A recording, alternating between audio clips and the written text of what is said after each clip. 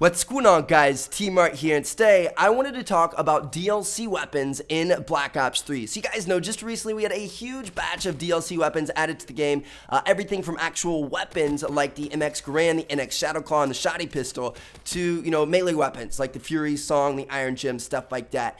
And it's all very exciting. Like I can't think of anybody who doesn't really like weapon DLC. Like it's just a really cool thing that everybody's loved throughout the history of Call of Duty, and it seems like it's really kind of becoming more common, especially over the past couple of years with the introduction of supply drops. So we saw a lot of it in Advanced Warfare, and I expect to see a lot more of it in Black Ops 3. So I kind of want to talk about what we could expect in terms of actual weapons, because obviously for melee weapons, it could be anything. They could do shovels, they could do chainsaws, they could do hammers. It doesn't really matter. There's like a million things they could do.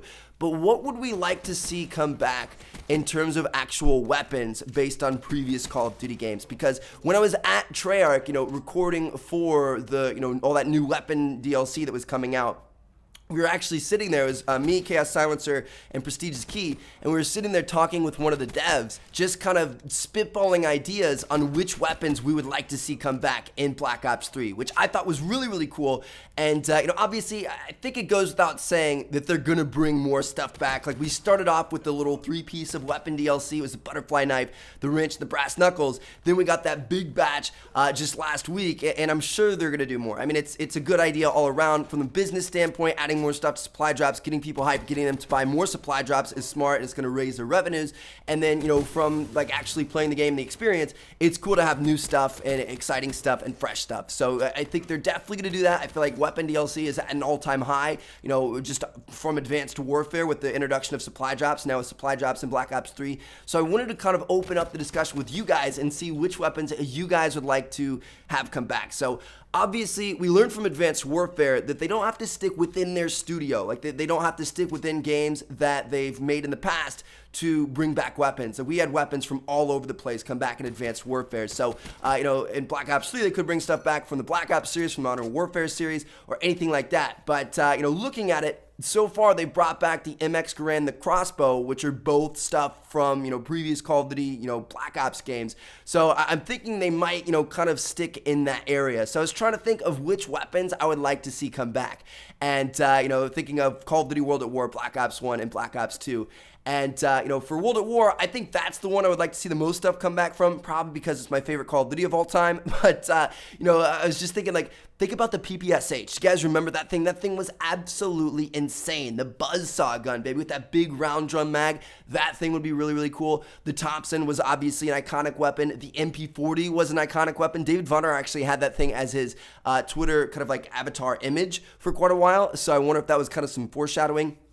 STG-44 was one of my favorites. The bar, do you guys remember the bar LMG? Some of the LMGs in that game were really, really cool, like DP-28, the Type 99, stuff like that. But the bar, dude, I love the MX Garand in Black Ops 3 because it feels so punchy. It feels so strong and so lethal, and it just like it feels like it has a lot of kick, you know what I mean?